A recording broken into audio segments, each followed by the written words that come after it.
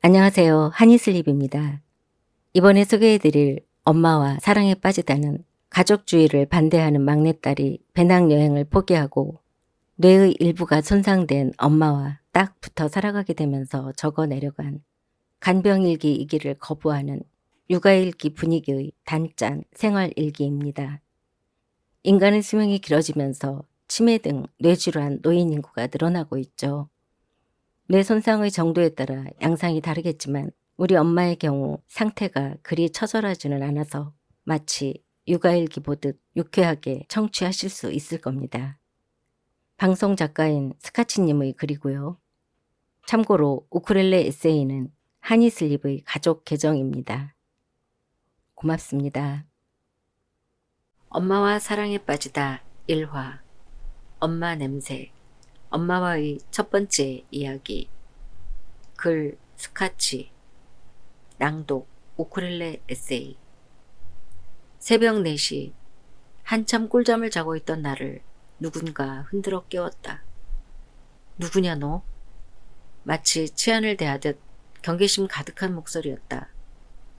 엄마는 몇 번이고 반복해서 같은 질문을 했고 그때마다 눈을 뜨지 못하는 나를 세차게 흔들어댔다. 나는 건성으로 대꾸하며 어서 빨리 이 소란이 멈춰지기만을 바랐다. 얼마 후 엄마는 아이고 우리 막내니? 바지본이 많네. 내가 진짜 미쳤나 보다. 하며 나를 꼭 안아주셨다. 그걸로 사건 종결. 우리는 평온을 되찾았다. 아침이 되자 나는 낄낄대며 언니에게 엄마의 만행을 고자질했다. 2018년 1월 이른 아침 엄마는 옆방에서 자고 있는 내게 전화했다. 나 머리 아파. 나는 자리에서 벌떡 일어났다. 엄마는 이 시간에 웬만한 일로 막내의 잠을 깨울 사람이 아니었다. 병명은 뇌출혈. 그 중에서도 가장 예후가 좋지 않다는 지주 마카 출혈이었다. 주치의의 말을 요약하자면 대충 이렇다. 멀리 있는 가족들에게 연락해라. 하루 2차례 면회가 가능하니 돌아가면서 만나게 해라. 중환자실에서 나온다 해도 50%는 한 달 안에 사망한다. 생존한다 해도 보통 거동이 어렵다. 그리고 덧붙였다. 앞으로 하루하루 드라마틱한 일이 일어날 거다. 그때는 주치의의 마지막 멘트가 그닥 와닿지 않았었다. 드라마틱한 일은 일반 병실로 옮겨진 직후 시작되었다. 엄마, 나 누군지 알겠어? 하는 언니의 말에 엄마는 퉁명스럽게 툭 내뱉었다. 내가 널 어떻게 하니? 그리고 자꾸 엄마를 부르는 나를 대놓고 비웃었다. 내가 지 엄마래.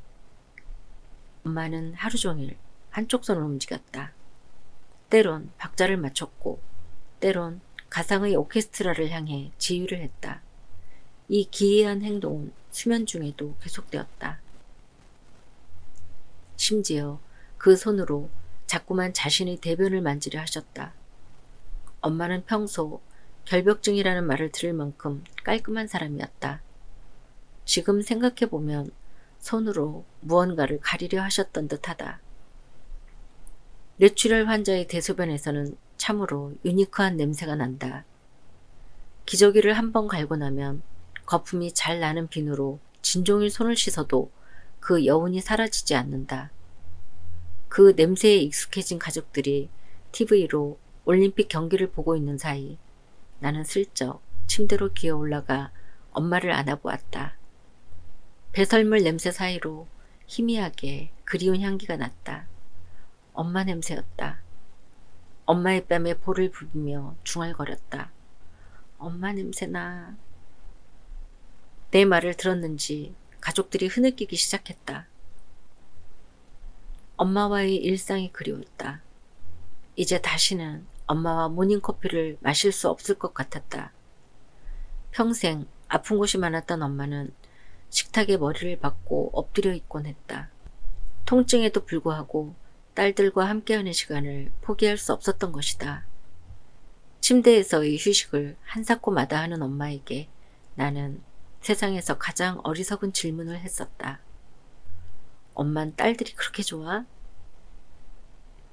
나는 매년 한 달 이상 배낭여행을 다녔다. 내가 돌아오는 날이면 집 앞 공항버스 정류장에는 얼굴이 반쪽이 된 엄마가 서 있었다. 아마 아침부터였으리라.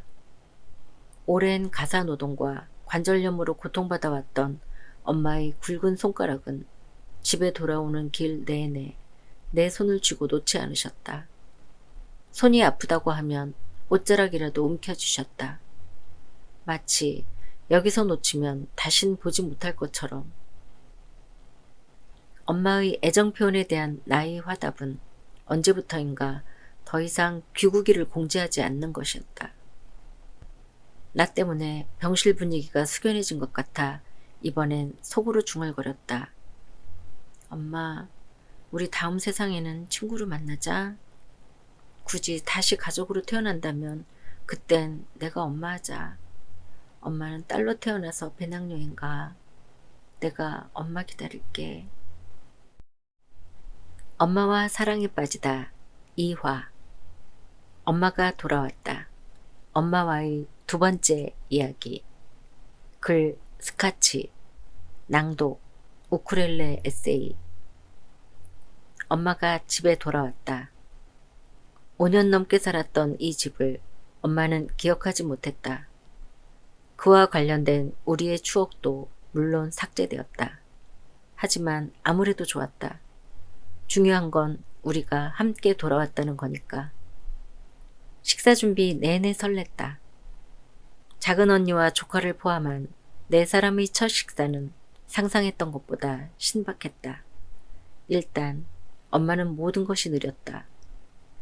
애니메이션 주토피아에 나오는 나무늘보와 식사를 한다면 바로 이런 그림일 것 같았다. 속도에 관한 한 대체로 인내심이 많은 나조차도 조급증이 느껴졌다. 느림 속에서도 텐션은 존재했다. 숟가락, 젓가락을 쥐는 것 자체가 힘들었고 밥 알을 집는 것도 보통 일이 아니었다.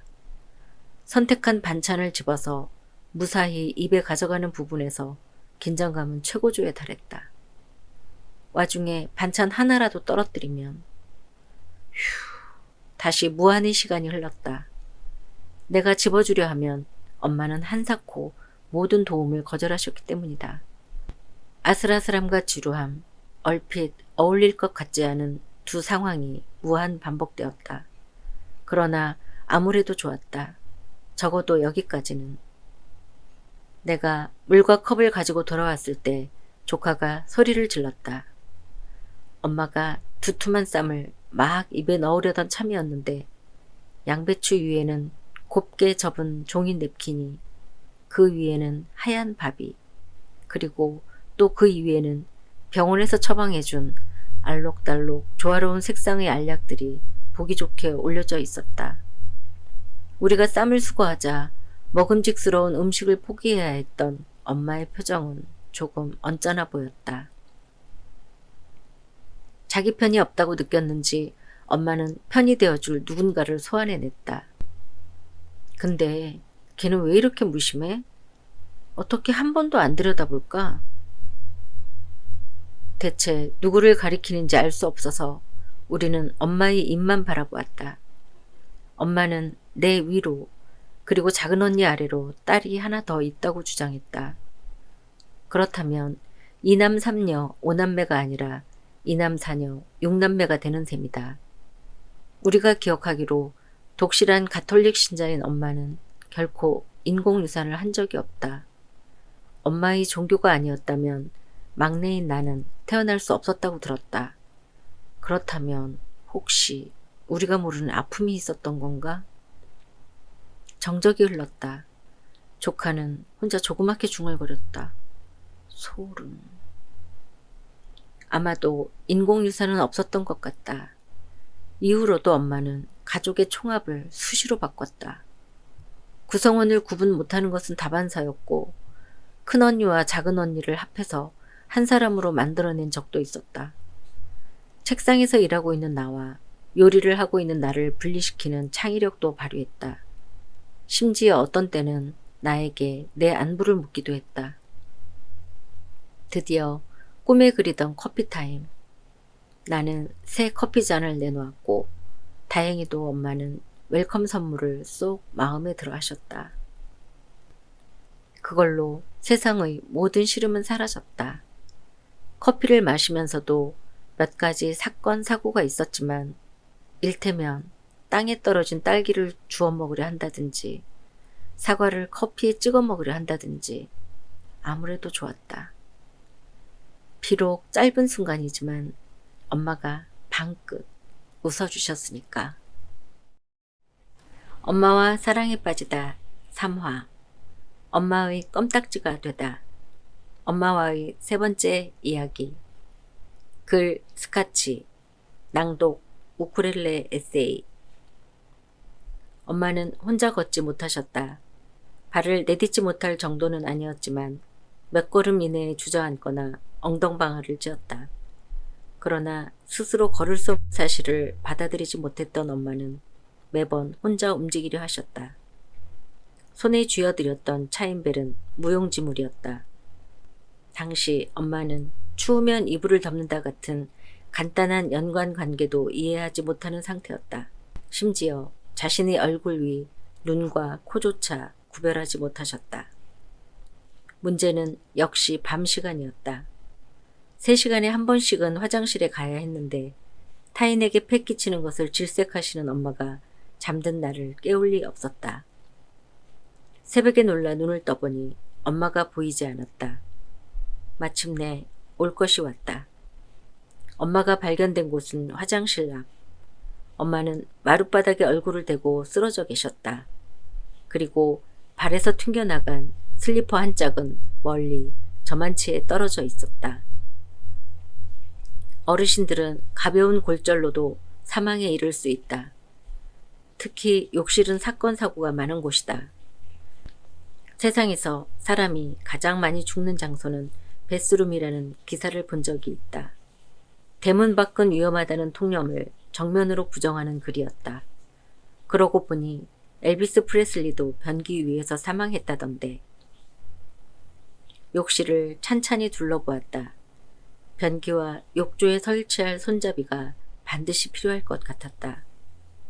침대에서 화장실 가는 길에 설치할 기둥과 바닥에 깔 충격 완화 매트도 주문했다. 이어 안전이라는 단어가 들어가는 물품들을 닥치는 대로 구매했다. 침대용 난간이라든지 마사지샵에서 쓰는 깔개 따위도 검색해 보았다. 덕분에 나는 난생 처음 인터넷 쇼핑몰의 VVIP로 등극했다. 돌이켜보면 그중 절반은 요긴하게 쓴 것 같다.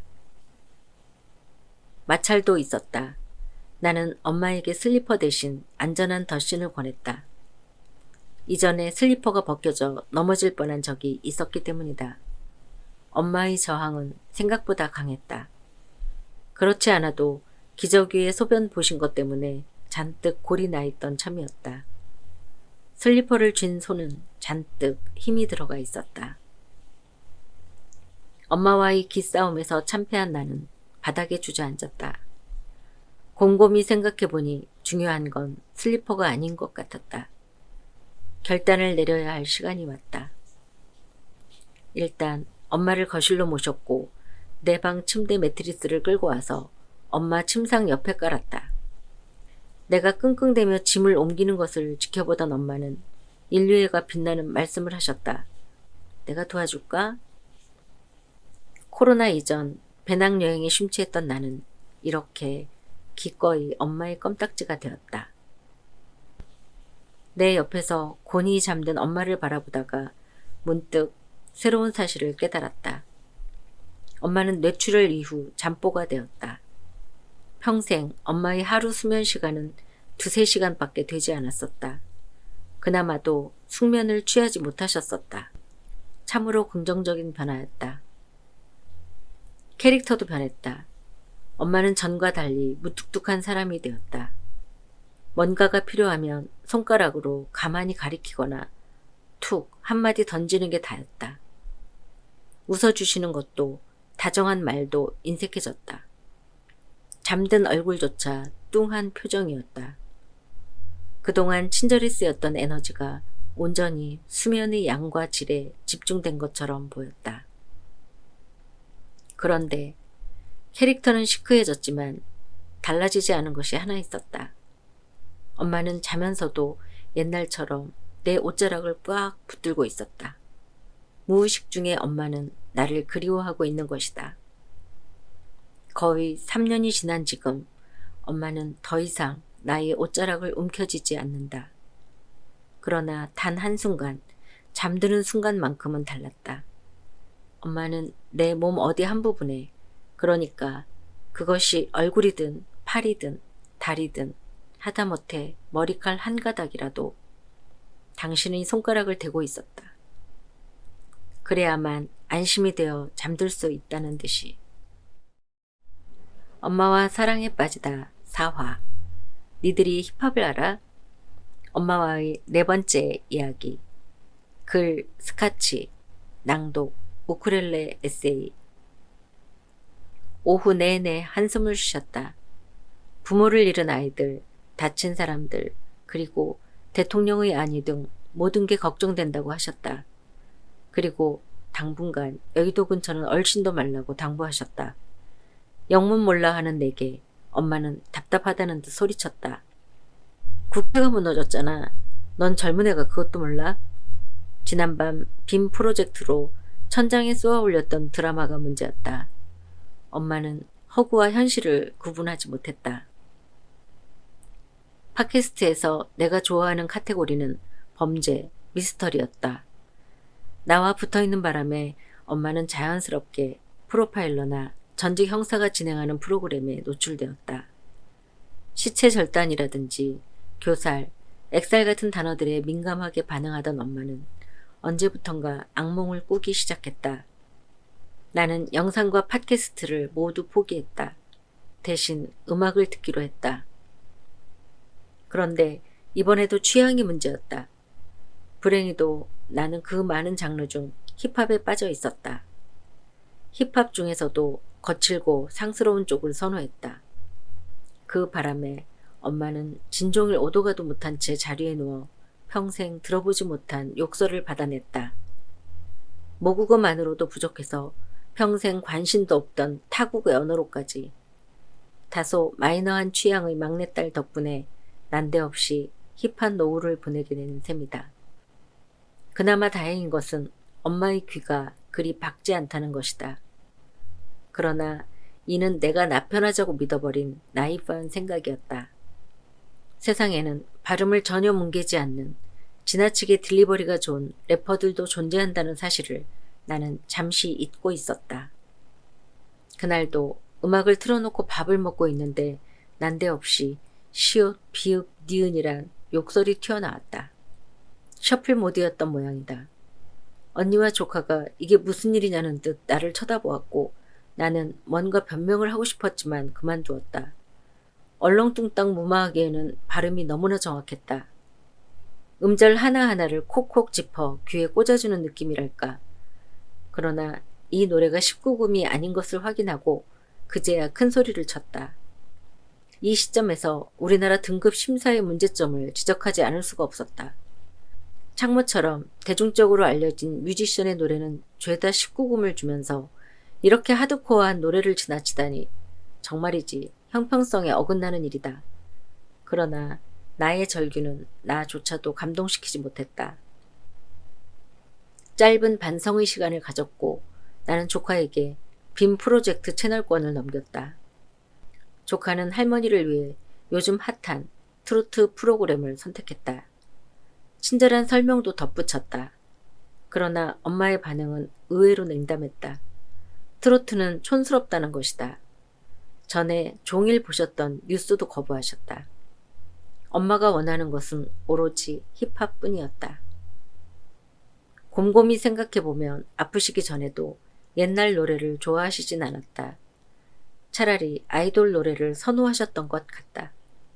그렇다면 엄마는 드디어 인생 음악을 찾은 것일까? 아니면 그저 나와 함께하는 시간을 붙잡고 싶으신 것일까? 진실은 누구도 알 수 없다. 뇌출혈 이후 엄마는 곰살맞게 이런저런 말을 하는 법이 없으니까. 설사 말을 한다 해도 본인의 취향을 제대로 설명할 수 있을 리 없다. 아니, 어쩌면 엄마 스스로도 자신의 취향을 알지 못할지도. 나는 매일 힙합 프로그램을 틀어놓고 엄마 옆에 누워 이런저런 수다를 떤다. 저스디스의 발음이라든지 기승전결 형식 파괴에 도전하는 노창과 레원의 실험 정신이라든지 키스에이프의 분홍 돌고래 셔츠라든지 릴타치의 유니크한 하이톤이라든지 김심야의 벌스라든지 이런 얘기에 엄마는 무척 즐거워하신다. 누가 누군지 구분하지 못하지만 그런 건 별반 중요치 않다. 언제부터인가 엄마는 과거 나를 볼 때와 비슷한 흐뭇한 눈빛으로 넉살을 바라보기 시작했다. 80여 년 만에 우리 엄마에게도 인생 아이돌이 생긴 것이다. 내년 엄마의 생일에는 넉살 굿즈와 브로마이드를 준비해야지. 엄마와 사랑에 빠지다 5화 두상이 닮았다. 엄마와의 5번째 이야기. 글 스카치, 낭독, 우쿨렐레 에세이. 엄마의 헤어스타일은 뽀글이 파마였다. 쓰러지신 날도 파마 예약을 잡아놓은 상태였다. 나는 뽀글이가 적어도 우리나라 중년 여성들에게 해방 이후 최대 메가 히트작이 된 이유를 도무지 알 수가 없다. 태어나서 단체로 맞는 예방주사에 누군가 뽀글이 에어바이러스를 넣은 것은 아닌가 의심스러울 정도다. 물론 뽀글이는 잘 뻗치지 않고 손질이 편하다. 그러나 과연 그런 이유만으로 이렇게 오랫동안 절대 다수의 지지를 받을 수 있었을까? 뽀글이는 예쁘지 않다. 어떤 각도에서도 황금 비율을 자랑하는 극소수 미모의 소유자를 제외하고 이 머리를 하는 순간 여성의 외모는 초토화된다. 남성조차도. 패션 감각이나 지적 수준도 가늠하기 어려워진다. 비주얼이 하향 평준화되기 때문이다. 인간에게 스스로를 파괴할 권리가 있다고 주장하는 이에게는 하향보다 평준화 쪽이 더 심각할 수도 있겠다. 보통 장점과 단점은 동전의 앞뒤면과 같다. 뽀글이의 최대 단점이 모두가 다 똑같아 보이는 것이라면 어쩌면 장점도 그 지점에서 찾아야 할지도. 이어지는 문단은 전적으로 나만의 뇌피셜임을 미리 밝혀둔다. 우리 엄마들은 튀지 않는 것이 미덕인 나라에서 어떻게든 살아남아야 했다. 집단에서 따당하지 않기 위해서는 무난하게 묻힐 수 있는 스타일이 안전했을 것이다. 게다가 아줌마로서의 동질성 유지가 정서적 안정까지 가져왔다면 생각이 여기에 미치자 그녀들을 이해하는 차원을 넘어 그 선택에 대해 경외감마저 생겼다. 우리 엄마 역시 그런 맥락으로 50년 이상 뽀글이를 고집했는지도 모른다. 마치 다른 스타일은 존재 가능성조차 없다는 듯 말이다. 병실에 있을 때 엄마의 머리카락은 파마가 풀린 채 한없이 늘어져 있었다. 몇 달 사이에 하나로 묶을 수 있는 길이로 자라 있었던 것이다. 달리 방법이 없었다. 나는 엄마의 앞머리를 올백으로 넘기고 고무줄을 이용해서 뒤로 묶었다. 그런데 의외로 어색하지 않았다. 정갈한 모습이 어른들 잘 하는 말을 빌자면 깎아놓은 밤톨 같았다. 특히 난생 처음 드러난 이마는 참으로 고왔다. 엄마의 이마는 지나치게 크지도 작지도 않았고 모난 데라곤 없었다. 머리카락 난 모습도 매끄럽고 자연스러웠다. 연예인을 제외하고 나는 이렇게 예쁜 이마를 본 적이 없었다. 무려 50년 이상 이 명품 이마를 뽀글이로 가리고 있었다니. 이보다 더 놀라운 사실은 엄마의 포니테일 실루엣이 나의 그것과 똑 닮아 있다는 것이다. 아니, 내 두상이 엄마의 그것을 똑 닮아 있었다. 나는 엄마와 끔찍하게 사이가 좋았지만 우리가 피가 섞였다는 생각은 한 번도 해본 적이 없다. 우리는 정말이지 어디 하나 비슷한 데가 없었다. 외모로 말하자면 나뿐 아니라 형제자매 모두가 짙은 눈썹과 뚜렷한 이목구비를 지닌 아빠를 닮았다. 아빠의 조상 중 누군가가 고려시대 아라비아 상인이 드나들던 쌍화점 출신인지도 모르겠다. 성격도 아빠와 가까웠다. 내 경우는 푼 돈에 인색하고 큰 돈에 거침이 없는 기질이 아빠와 유사했다. 반면 엄마와는 교집합이 크지 않았다. 둘 다 신경이 예민하고 남을 귀찮게 하는 것을 싫어하는 특질을 가지고 있지만 고작 이런 것이 핏줄의 근거가 될 순 없다. 피가 섞이지 않은 나의 친구들 역시 대부분 이런 품성을 가지고 있는 것이다. 사람은 끼리끼리 친한 법이고 어차피 친구란 선택할 수 있는 대상이므로 주변에 이런 사람들이 많은 것은 당연한 일이다. 엄마와는 식성조차도 다르다. 엄마는 생선구이나 조림을 즐기는 반면 나는 같은 물고기라도 익힌 것을 좋아하지 않는다. 그렇다고 엄마와의 혈연 관계를 의심한다는 뜻은 아니다. 나는 엄마 뱃속에서 손가락부터 나왔다. 제1병원 그 달의 신생아 중 손가락이 멍든 채 태어난 아이는 내가 유일했다. 그러니까 아이가 바뀌는 드라마는 없었다는 소리다. 그리고 설사 출생의 비밀이 있었다 해도 나와 엄마의 연대감은 조금도 줄어들지 않았을 것이다. 그렇다고 공통점 찾기가 무의미하다고 주장할 생각은 없다. 우리는 마음에 드는 상대를 만나면 억지로라도 공통점을 찾는다. 썸을 탈 때 그 행위는 절정에 달한다. 옆에서 보면 실소가 나오지만 당사자들은 연신 감탄사를 터뜨린다. 엄마와 유사한 두상을 가지고 있다는 사실이 무릎을 칠 만한 사건은 아니지만 그래도 유쾌한 일임에는 틀림없다. 난 엄마를 좋아하고 좋아하는 사람은 닮고 싶은 법이니까. 상대가 혈연 관계로 엮여 있다 해도 예외가 될 순 없다. 엄마는 이제 다시 미용실에 갈 수 없게 되어서야 인생 헤어스타일을 찾았다. 이로써 엄마는 미모를 찾았고 나는 엄마와의 공통점을 찾았다. 예전에 소설 속 어떤 아버지는 아들과의 공통점을 발가락에서 찾았다. 그런데 이제 보니 우리 모녀는 두상이 닮아 있었다. 엄마와 사랑에 빠지다. 6화. 내가 효녀라고? 엄마와의 6번째 이야기. 글 스카치. 낭독 우쿨렐레 에세이. 사람들은 나를 효녀라 칭한다. 심지어 나의 절친은 내가 자기 주변에 실존하는 3대 효녀 중 하나라고 한다. 불행히도 나는 효녀라는 말을 좋아하지 않는다. 일단 구린 느낌이 든다.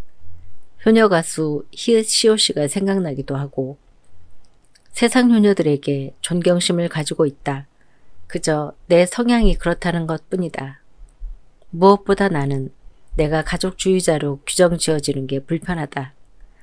효녀라는 단어는 그 자체가 혈연주의 내지는 가족주의를 내포하고 있기 때문이다. 얼마 전에 가까운 언니에게서 네가 말하는 가족주의라는 게 대체 뭐냐는 질문을 받았다. 가족주의에 반대한다면서 내가 가족들에게 너무 잘한다는 것이다. 당황해서 금세 답을 할 수가 없었다. 스스로도 정리가 되지 않았으니 남들이 이해 못하는 것은 당연한 일이다. 좋은 질문이었고 생각을 정리할 바람직한 기회였다. 나의 뇌피셜에 의하면 가족 구성원과 잘 지내는 것과 가족주의와는 아무 상관이 없다. 가족주의자 중에 부모 형제와 의절하고 외톨이로 살아가는 사람도 많다. 자신의 결핍 때문에 오히려 가족주의가 공고해지기도 한다. 내가 생각하는 가족주의자는 세상의 모든 현상을 가족이라는 필터를 끼고 보는 사람을 말한다. 사람들은 은연중에 독립된 나 자신으로서보다 가족의 일원으로서 여러 사안을 평가한다. 나의 지인이 가정을 가진 여성 종군 기자를 비난하는 모습을 본 적이 있다. 얼마나 야망이 크면 남편 있고 자식 있는 여자가 그런 선택을 하냐는 것이다. 평소 비교적 합리적인 사람이다. 나는 동의하지 않는다. 사회부 기자가 종군 기자가 되는 것은 너무나 당연한 일이라 생각한다. 배가 고프면 밥을 먹는 것처럼 말이다. 개인의 사정상 혹은 기질상 위험한 일을 하기 어렵다면 애초에 사회부를 선택하지 않으면 된다. 사지에 가지 않아도 되는 부서도 얼마든지 있으니까. 물론 우리 엄마가 혹은 나의 배우자가 위험한 곳에 가겠다고 한다면 나라도 화가 날 것 같다. 꼭 당신이 가야 돼? 왜 엄마야? 나도 이렇게 말할 것이다. 그러나 그 혹은 그녀의 배우자도 딸도 아닌 내가 그 가족에게 감정이입을 할 생각은 없다. 그리고 모두가 그런 식이라면 도대체 독립운동은 누가 하고 소는 누가 키운단 말인가. 얼마 전 공전이 히트를 친 드라마가 있다. 드라마의 주인공은 직업 윤리를 저버리고 자신의 환자에게 마약류, 약물을 제공한다. 중반 이후에는 내 아이의 아버지가 살인자여서는 안 된다는 터무니없는 이유로 살인사건의 용의자인 전 남편을 위해 경찰에 거짓 알리바이를 제공한다. 살인자여서는 안 되는 사람 같은 게 존재한다고 진심 믿는 걸까? 나는 이 드라마를 비판하려고 이야기의 소재로 삼은 것이 아니다. 오히려 개인적으로 잘 만들어진 드라마라고 생각한다. 내가 놀란 것은 사람들의 반응이었다. 대부분의 사람들은 주인공이 비호감이라는 것에는 동의했지만 그 비호감 요인을 그녀의 도덕성이나 성향에서 찾는 듯 했다. 실정법 위반 혐의로 그녀를 감방에 보내야 한다고 말하면 다들 내 말을 우스갯소리 정도로 여겼다. 바람난 남편을 둔 와이프로서, 아들을 둔 엄마로서 그럭저럭 이해해 주는 듯 했다. 물론 드라마나 영화 속 모든 주인공이 적법한 행위만을 하지는 않는다. 그러나 가족국에서 주인공이 법을 어기는 경우는 보통 아무리 노력을 해도 다른 방법이 없을 때다. 그러나 이 드라마의 주인공은 다른 선택에 대한 고민이 없다. 그런데도 감정이입이 된다고 하니 정말이지 가족이란 이름의 필터는 만병통치 요술 안경인가 보다. 능력이 부족해서 길게 늘어놓긴 했지만 내가 하고자 하는 말은 나는 가족주의자가 아니며 그래서 애초에 효녀가 되기는 글렀다는 거다. 얼마 전 설득의 기술이라는 강좌를 찾아 들으면서도 느낀 것이지만 누군가를 설득한다는 것은 부질없는 일인 것 같다. 그저 내 생각을 근사치에 가깝게 표현했다면 그것으로 족하다.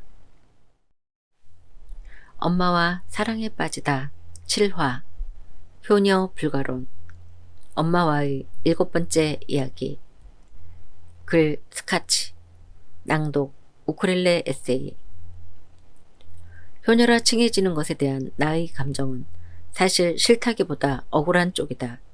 마치 누명을 쓴 기분이랄까 혹은 분에 넘치는 평가가 마음에 걸리는 것일 수도 있다.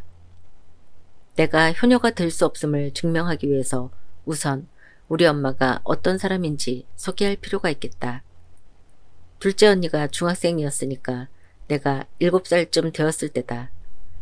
언니가 가출한 친구를 집에 데려왔다. 엄마는 잠시 망설이다가 하룻밤을 재워주기로 했다. 나는 어린 마음에 엄마가 언니 친구 집에 전화를 할까봐 두려웠다. TV에서 그런 이야기를 보았기 때문이다. 주인공 엄마는 딸 친구의 전번을 알아내 몰래 전화를 한다. 그러면 그쪽 엄마가 집에 찾아오고 모녀는 눈물의 상봉을 한다. 주인공 엄마는 그 모습을 흐뭇하게 지켜본다. 대충 이런 내용이었다. 오지라퍼 부모가 칭송받던 시절이었다. 그러나 우리 집에서는 그런 짜증나는 드라마는 없었다. 일단 우리 엄마는 딸의 수첩을 뒤질 사람이 아니었다. 순둥순둥 예뻤던 언니 친구는 엄마가 정성껏 구워준 불고기와 굴비를 맛있게 먹고 다음날 자신의 집으로 돌아갔다. 그때 나는 딸의 뒤통수를 치지 않는 우리 엄마가 자랑스러웠고 또 신뢰할 수 있는 사람이라고 느꼈다. 엄마는 공부하라는 그 흔한 잔소리도 하지 않았다. 단 집안끼리 앙숙이었던 사촌과 같은 반이 되었을 때는 예외였다. 주변 사람을 귀찮게 하는 사람도 아니었다. 어려서부터 총명했던 엄마는 한국 전쟁과 가난 탓에 제도 교육을 많이 받지 못하셨다. 그럼에도 불구하고 나이 대비 매우 진보적인 사람이었다. 2003년에 방영했던 눈사람이라는 드라마가 있었다. 형부와 처제의 사랑이라는 당시로서는 매우 파격적인 소재를 다뤘는데 그래서인지 보기 불편하다는 평이 많았다. 만듦새에 비해 시청률 추이도 좋지 않았다. 드라마 속 인물들이 남녀 주인공을 압박하는 모습을 보며 엄마가 한 말씀 하셨다. 주위에서 참 난리도 치네. 지들이 좋다는데. 최근 힙합 서바이벌 프로그램 영상을 자주 돌려보는데 거기 나온 의대 출신의 지원자를 보며 또 한 말씀 하셨다. 가수가 낫지. 평생 아픈 사람 상대하는 직업이 뭐가 좋아. 물론 엄마가 딴따라 세계의 어려움을 잘 몰라서 하는 말이다. 하지만 적어도 우리 엄마는 판검사나 의사 따위에 연연하는 스타일은 아니다. 그 점은 오랜 시간 지켜본 내가 보증한다. 물론 엄마도 그 시대 사람의 한계를 가지고 있다. 내가 중학생일 때 엄마 아빠는 자주 싸웠다. 나는 두 분은 전혀 맞지 않으니 이혼을 하는 게 어떻겠냐고 했었다. 그때 엄마는 내 얼굴을 빤히 보시며 아무 말도 하지 않았다. 엄마의 표정에서 알 수 있었다. 엄마는 한 번도 이혼을 생각해 본 적이 없었다는 것을. 나도 더는 밀어붙일 수 없었다. 가족의 일원이니까 내 의견을 밝힌 것뿐이고 결정은 엄마의 몫이니까. 게다가 엄마의 인생이 안쓰러워서 한 말이지 자식 입장에서 부모의 이혼이란 게 얼마나 불편한 일인가. 더구나 나는 아빠와 사이가 나쁘지도 않았다. 과거에도 지금도 엄마는 내가 아는 가장 멋진 사람 중 하나다. 그런데 운 좋게도 우연히 그 사람이 우리 엄마인 것이다. 그래서 나는 엄마랑 친하게 지낸다. 그러니까 엄마에 대한 나의 사랑은 자식된 자로서의 의무감이나 효심이 아니라는 것이다. 만약 엄마를 인간적으로 좋아하지 않았다면 나는 인류의 차원에서 내 할 도리만 했을 거다. 사람들이 효녀라칭하는 것은 보통 칭찬하기 위해 하는 말이다. 그 선의까지 의심한 적은 없다. 그러나 인간됨이 모자라고 미성숙한 탓에 가끔은 나도 모르게 발끈할 때가 있다. 나는 세상을 향해 외치고 싶은 것이다. 효녀가 아니고 그저 엄마와 사이가 좋은 것 뿐이라고. 나의 돌발 행동에 사람들은 어이없어 했다. 그들에게 나는 칭찬에 화를 내는 참으로 알 수 없는 캐릭터로 비쳤다.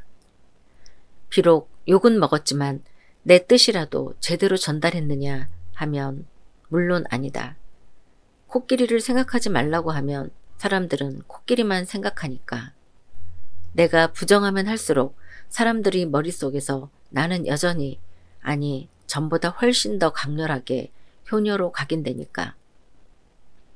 그래서 요즘 나는 사람들에 의해 참으로 성격이 이상한 찐 효녀가 되고 말았다. 엄마와 사랑에 빠지다 8화. 변하지 않는 것. 엄마와의 8번째 이야기. 글 스카치. 낭독 우쿨렐레 에세이. 뇌출혈 이후 많은 것이 변했다. 자리에 누운 엄마는 코를 파고 코딱지를 허공에 튕겨냈다. 화장실에서는 비데 물 닦아낸 휴지를 재사용하려 했다. 이전에는 상상할 수 없었던 일이다. 의사 표현에 있어서도 단호해졌다. 당최 돌려 말하는 법이 없었다. 마음 약했던 우리 엄마가 맞나 싶을 정도였다. 그러나 이러한 변화가 항상 나쁜 것은 아니었다. 엄마는 원래 세제 사용 후 반드시 행주질을 했다. 나는 행주가 위생적이지 않다고 생각했지만 순순히 엄마의 뜻을 따랐었다. 그러나 엄마가 병원에 계시는 동안 나는 내 맘대로 손으로만 문질러 세제를 씻어냈고 곧 그 방식에 익숙해졌다. 퇴원 이후 식사를 마친 엄마와 눈이 마주쳤을 때 비로소 엄마의 원칙이 떠올랐으나 이미 늦었다. 딱히 둘러댈 말이 떠오르지 않아서 솔직히 시인하고 투항하려던 참이었다. 그런데 놀랍게도 엄마가 먼저 나를 외면했다.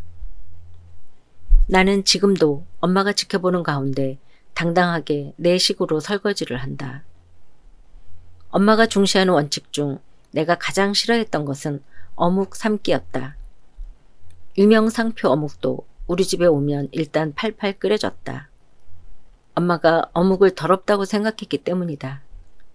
이 과정을 소독이라고 불렀는데 소독된 어묵은 이후 어떤 조리를 해도 쫄깃한 식감 따윈 없었다. 그러나 2020년 현재 우리는 쫄깃쫄깃한 어묵을 먹을 수 있게 되었다. 포장지에서 꺼낸 어묵을 바로 후라이팬에 볶아낼 수 있다니 소소한 기쁨이었다. 반면 변하지 않은 것도 있다. 엄마의 손톱은 여전히 피가 나도록 바짝 잘려야 한다.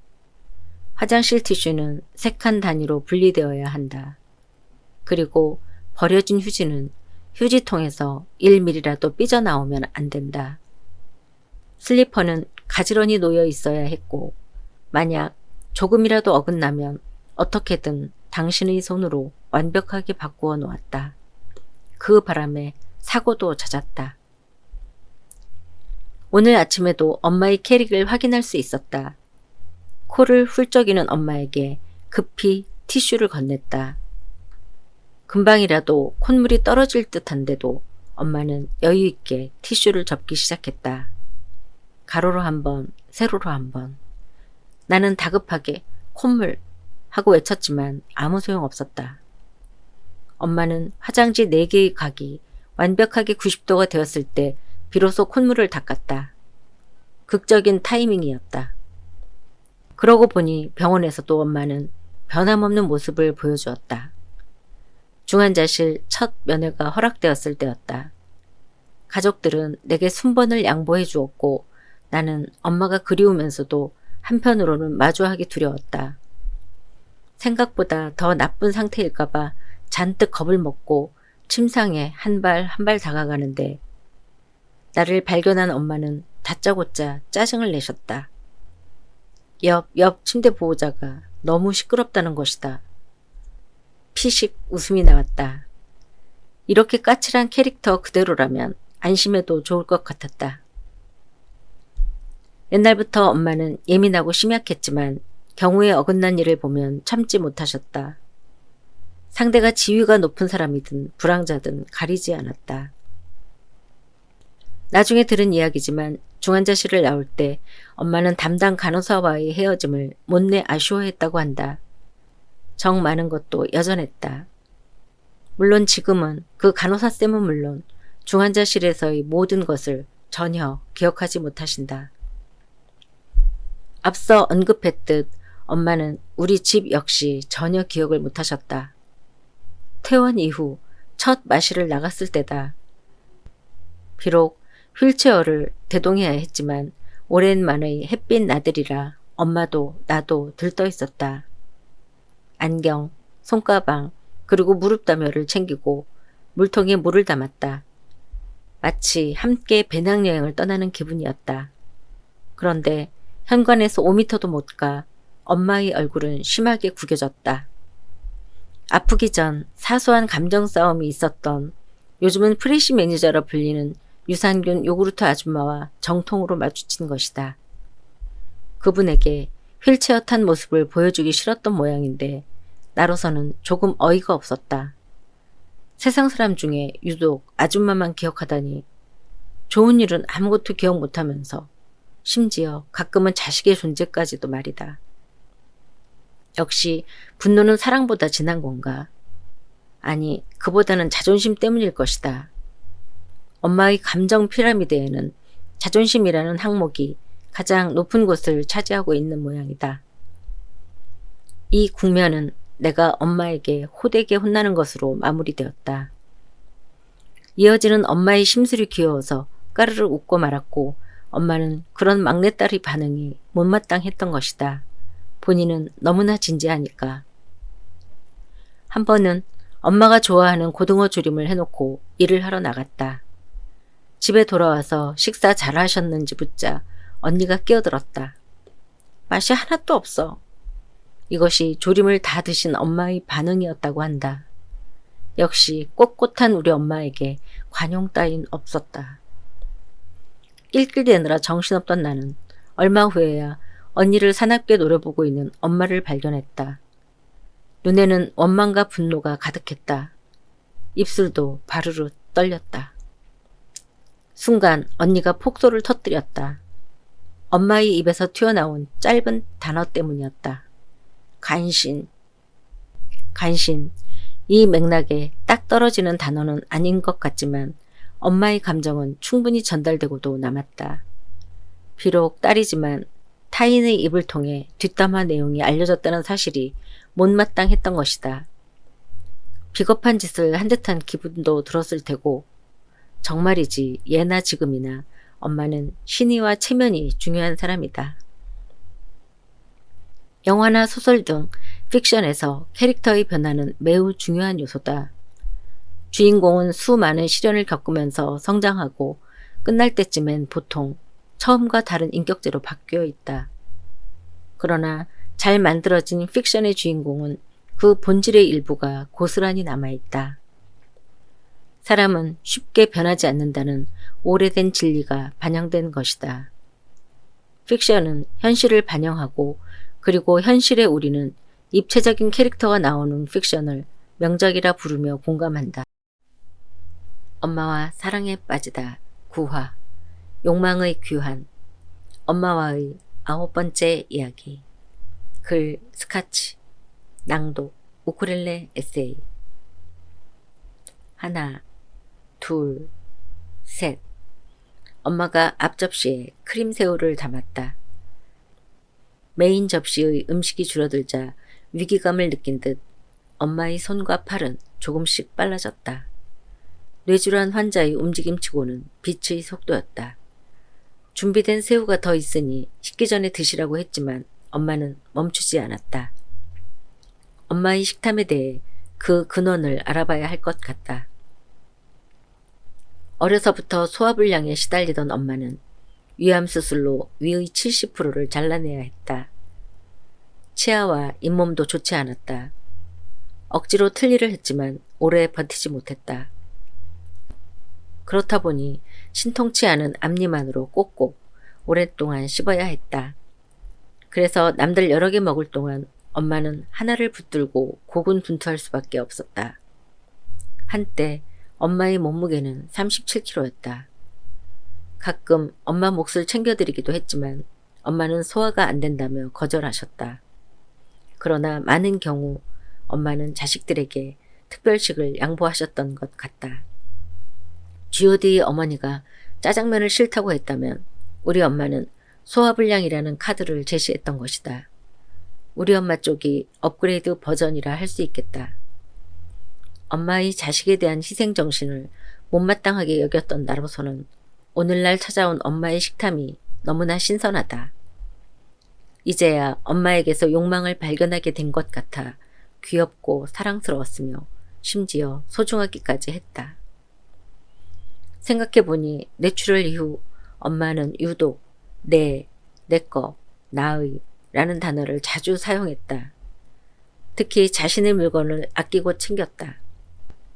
낡은 휴대폰도 지나치게 소중히 여겨 전자파의 위험에도 늘 옆에 두려 했다. 엄마의 모든 물건에 이름을 새겨드리는 게 어떨까 고민도 해보았다. 사실 엄마에게서 욕망을 발견한 것은 이번이 처음은 아니었다. 아주 오래전에, 그러니까 내가 꼬마였을 때 나는 엄마가 오랫동안 일기를 쓰고 있다는 사실을 알게 되었다. 자신의 삶에 열정을 가진 자만이 장기간 일기를 쓸 수 있다고 생각해왔다. 그리고 그 생각은 지금도 변함이 없다. 거울 앞에 가만 서 있는데 왠지 눈가가 뜨거워졌다. 나는 내 눈물의 정체가 무엇일까 곰곰이 생각해 보았다. 그러니까 엄마한테도 소중한 자신만의 인생이 있었던 것이다. 그리고 나는 이제 이 당연한 사실을 인정해야만 했다. 외로워졌다. 엄마에게 미안했고 동시에 나의 이중성에 혐오감도 느꼈다. 가족주의를 반대하고 엄마에게 아빠와의 이혼을 권했던 나와 엄마가 독립된 인격체 힘에 화들짝 놀라는 나는 과연 동일 인물인가? 뇌출혈 이후 엄마는 오히려 통증을 덜 느낀다고 한다. 숙면을 취해서 그런지 이전보다 예민함도 덜했다. 그러다 보니 3년이 지난 지금 오히려 주름도 펴졌다. 손상된 뇌 부위는 고통이나 예민함을 주관하는 부분인지도 모르겠다. 단순해진 엄마는 자신의 욕망 표출에 주저함이 없었고 이전보다 더 행복해졌다. 엄마가 달라진 만큼 우리 가족도 변했다. 그동안 우리 집은 자식들 입만 입이었다. 형평성 같은 건 없었다. 그러나 이제 뭐든 엄마가 우선이다. 그리고 엄마 입만 입이다. 엄마와 사랑에 빠지다 10화. 엄마와 첫 해외여행. 엄마와의 10번째 이야기. 글 스카치. 낭독 우쿨렐레 에세이. 생각해보니 우리가 함께했던 첫 해외여행 때도 엄마는 자신의 욕망을 드러냈었다. 방콕에 도착한 날이었다. 엄마가 화장실에 간 사이 호텔방으로 여행 가이드들이 찾아왔다. 불편한 점이 없는지 확인하기 위해서였는데 대화 중에 농담과 웃음이 오갔었다. 그들이 떠난 후 화장실을 나온 엄마는 내게 심술을 부렸다. 요약하자면 다들 나한테만 잘해준다는 것이다. 자려고 누웠는데 벨이 울렸다. 패키지 일행 아저씨들이 술을 먹다가 전화를 한 것이다. 그러고 보니 저녁 먹을 때 엄마가 나를 방송작가라 소개했었다. 간혹 작가에게 자기 인생이 한 편의 드라마라면서 자신이 살아온 이야기를 풀어내는 이들이 있는데 그들이 그런 사람들이었다. 나는 거절했고 대수롭지 않은 일로 여겼다. 그런데 사건은 다음날 일어났다. 엄마가 전화 건 아저씨의 부인에게 어젯밤 일을 일러바친 것이다. 대체 왜 그런 짓을 했냐고 따져 물었더니 세상에나 이유는 더 기가 막혔다. 엄마는 그 여자가 마음에 안 들어서 한 방 먹이고 싶었다는 것이다. 둘째 날 밤에도 사건은 있었다. 실은 매일 밤 끊이지 않았다. 가이드의 인솔로 20, 30대 사람들끼리 락카페에 갔다. 모던하고 세련된 인테리어가 마음에 들었고 가성비 또한 좋았지만 그 멤버로 노는 것이 크게 재밌을 리 없었다. 무엇보다 혼자 호텔방에 남아있는 엄마가 신경 쓰였다. 1시 반이 다 되어 돌아오자 엄마는 불같이 화를 냈다. 서울에서도 그렇게 매일 기다리게 하더니 이국 땅에 와서까지 자기를 방치해뒀다는 것이다.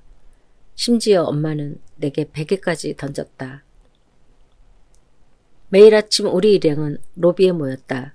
총 인원은 무려 60명. 시간 엄수는 필수였다. 그날도 일찍 준비를 마친 나는 문고리를 잡고 초조하게 엄마를 기다렸다. 요즘에야 모녀 여행이 흔해 빠졌지만 당시엔 엄마와 딸 커플은 찾아보기 힘든 조합이었다. 그래서 작은 실수에도 눈에 띌 수밖에 없었다. 모든 것이 조심스러웠다.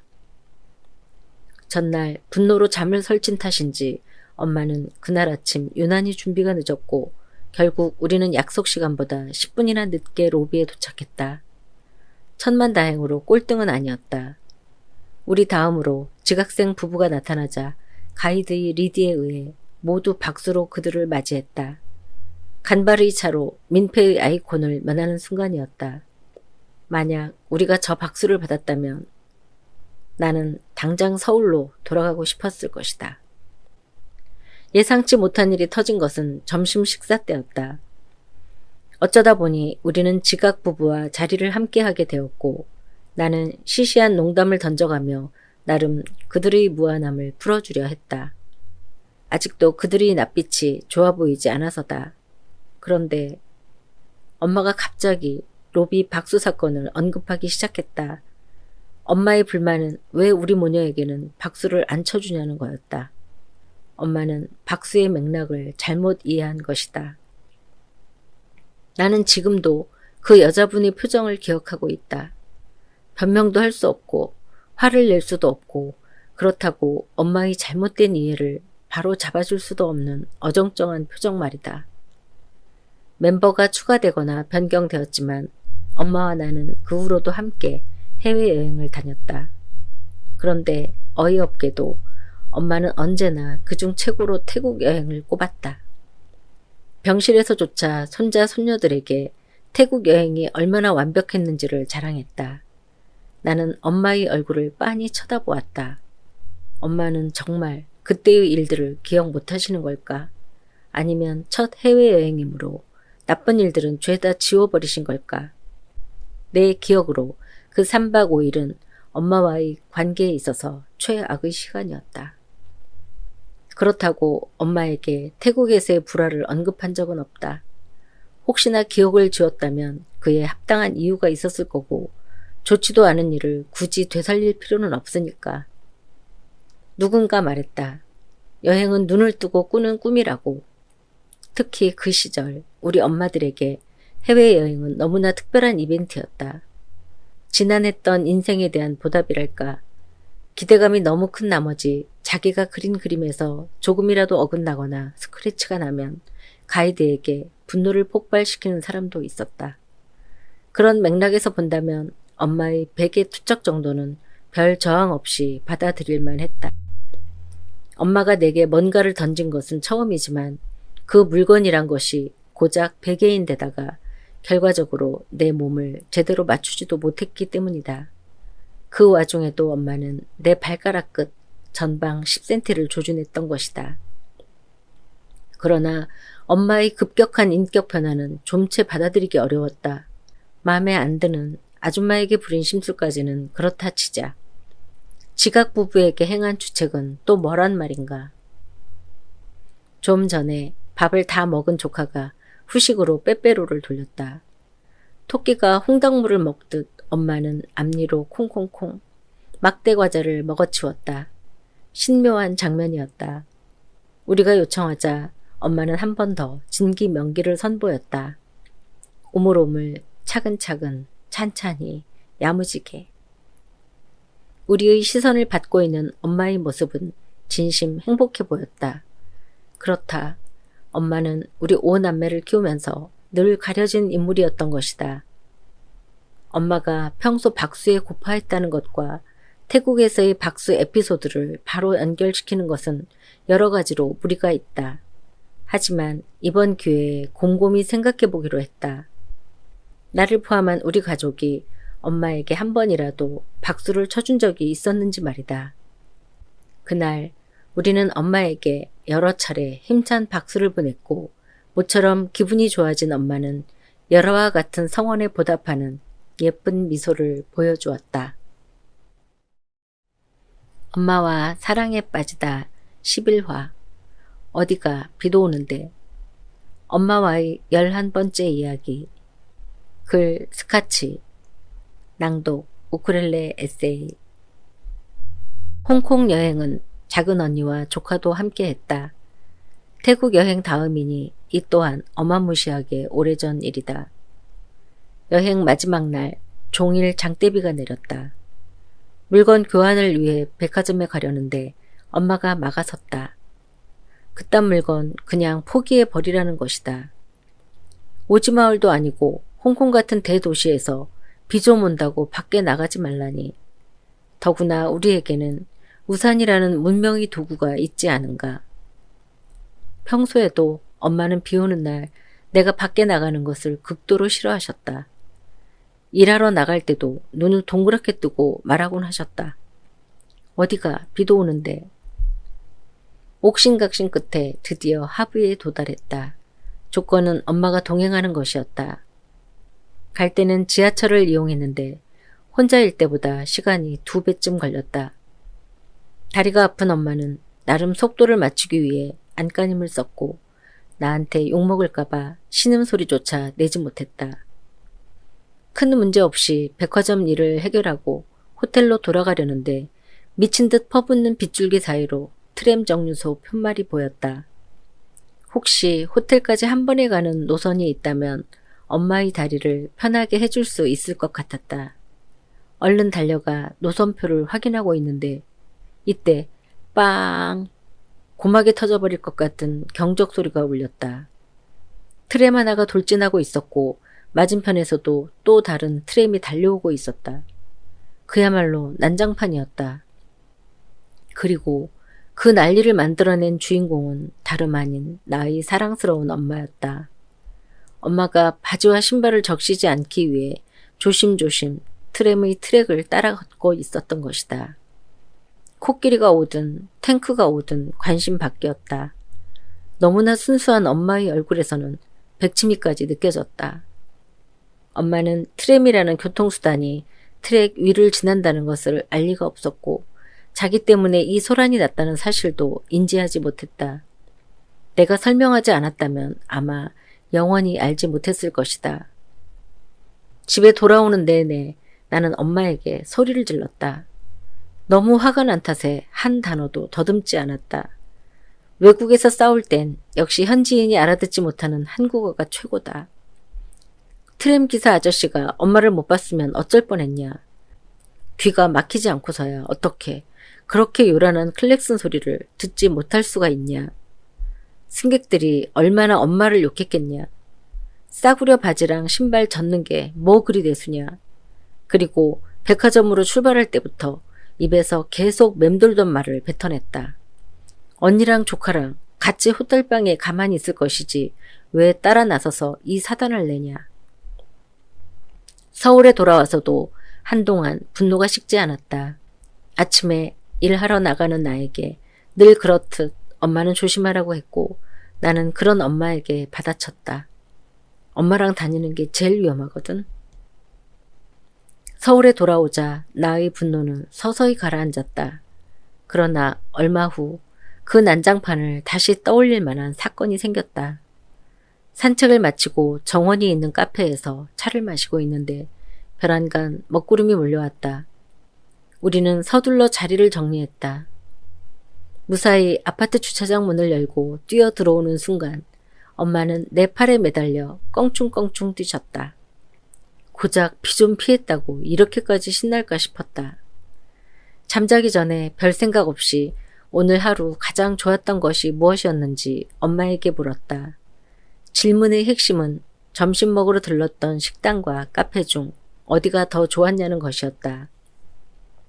엄마의 대답은 단호했다. 비 안 맞은 거. 나는 그때 깨달았다. 엄마에게 최악의 상황은 비를 맞는 것이구나. 오래전 베트남 호이안에 홀로 머무를 때였다. 아침에 눈을 뜨니 밤새 내린 비로 도시는 커다란 호수가 되어 있었다. 이곳에서는 늘상 있는 일인 듯 여기저기 숨어있던 영업용 배가 모습을 드러냈다. 나는 식당에 가기 위해 배 하나를 골라 탔고 헤엄도 치고 빌딩 클라이밍까지 해가며 어렵게 2층 식당에 진입했다. 1층 식당은 모두 잠겼으므로 흠뻑 젖은 속옷을 입은 채 식사를 했지만 아직도 멋진 기억으로 남아있다. 물론 엄마에겐 비밀이다. 속옷이 젖는다는 상상만으로도 몸서리 치실 테니 게다가 가축과 오물이 함께 떠다니던 물이었다. 호이안에서의 경험은 매우 특별한 것이었지만 보통의 경우 배낭 여행자에게 비는 달갑지 않은 존재다. 여행 중에 비가 오면 정말이지 할 수 있는 게 별로 없기 때문이다. 중국에 처음 갔을 때는 20일 내내 비가 왔었다. 날씨가 좋아 배낭 여행자의 성지로 불리던 운남성이 이리 배신을 때릴 줄이야. 타 지역으로 이동할 생각도 해봤지만 당시 대륙 전체가 기상이변 상태였으므로 그마저도 포기해야 했다. 할 수 없이 눅눅한 숙소에서 오들오들 떨며 비가 그치기만을 기다렸다. 여행을 즐기는 사람으로서 나도 그다지 비를 좋아하지 않는다. 하지만 우리 엄마는 나와는 클래스가 다른 것 같다. 비에 대한 엄마의 포비아는 지금도 변함이 없다. 포탈에 비 소식이 뜨는 날이면 나는 늘 엄마와의 신경전을 준비해야 한다. 내가 가방만 만져도 엄마는 안전 손잡이에 의지해 몸을 일으키며 말씀하신다. 마치 큰일이라도 난 듯 격앙된 톤으로 어디가 비도 오는데. 엄마와 사랑에 빠지다 12화 여행 가고 싶다. 엄마와의 12번째 이야기. 글 스카치. 낭독 우쿨렐레 에세이. 그해 여름은 유난히 더웠다. 7월 말이 되자 사람들은 앞다투어 서울을 떠났지만 우리는 지나치게 볕 좋은 거실에 누워 할 일 없이 시간만 보냈다. 냉방병 탓에 에어컨도 켜지 못했다. 좀 전까지 엄마는 따로 살고 있는 큰언니와 전화통화를 했었다. 통화가 끝나고 헤드폰을 벗겨드렸더니 엄마의 작은 눈이 동그래졌다. 방금까지 머리맡에 있던 큰언니가 갑자기 사라졌다는 것이다. 지금 막 전화를 끄는 것뿐이라고 설명했지만 쉽게 납득하지 못하셨다. 엄마의 뇌회로는 마구 엉켜 있었다. 아직도 애타게 큰딸을 찾아 헤매고 있는 엄마의 땀을 식혀주고 싶었다.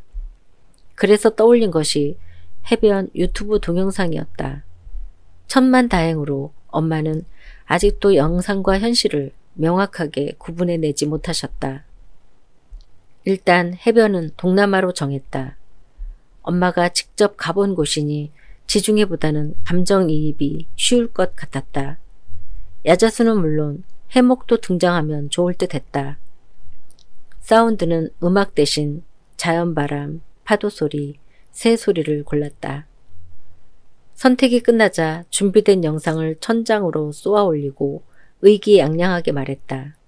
엄마, 우리 바닷가 왔어. 엄마는 나를 가만 쳐다보시더니 한 말씀 하셨다. 엉터리 방터리네. 이럴 땐 어찌나 똑똑하신지. 엄마와 사랑에 빠지다 13화. 엄마의 빌딩. 엄마와의 13번째 이야기. 글 스카치. 낭독 우쿨렐레 에세이. 나 빌딩 없어요. 딸들하고 사는 모습이 보기 좋다는 덕담에 엄마가 대뜸 말씀하셨다. 무슨 소린지 몰라 어리둥절하시는 안전손잡이 설치기사님을 보며 나는 피식 웃었다. 엄마의 뜻이 뭔지 알 것 같았다. 뇌출혈 이후 엄마는 우리 집의 아이돌이 되었다. 엄마의 사소한 일거수일투족은 뉴스거리가 되었고 사용하는 단어는 바로 유행어가 되었다. 우리 집 아이돌은 깊은 밤이 아니면 잠을 잘 수도 없었다. 우리 가족은 엄마가 자고 있는 꼴을 절대 보지 못하기 때문이다. 이유는 간단하다. 엄마가 자면 심심하니까. 엄마랑 장난치고 싶으니까. 아이 키우던 친구가 남편 욕을 한 적이 있다. 아이를 겨우 재워놓으면 늦게 들어온 남편이 꼭 뽀뽀를 해서 깨워놓는다는 것이다. 일단 일어나면 책임도 지지 않으면서 말이다. 우리 집은 매일매일 이와 유사한 전쟁을 치른다. 주무시게 놔두라고 서로를 말리다가도 누가 먼저랄 것도 없이 엄마를 깨우고 있는 것이다. 우리가 이렇게 난리를 쳐도 엄마는 꽤 오랫동안 우리의 애정 표현에 대해 관심을 보이지 않았다. 우리가 애정을 구하면 구할수록 엄마는 더욱 무심해졌다. 전부터 조카와 나는 엄마의 볼 양쪽에 붙어서 뽀뽀를 하곤 했는데 우리는 그것을 찌부짱구라 칭했다. 아프신 후 엄마는 더 이상 찌부짱구를 달가워하지 않으셨다.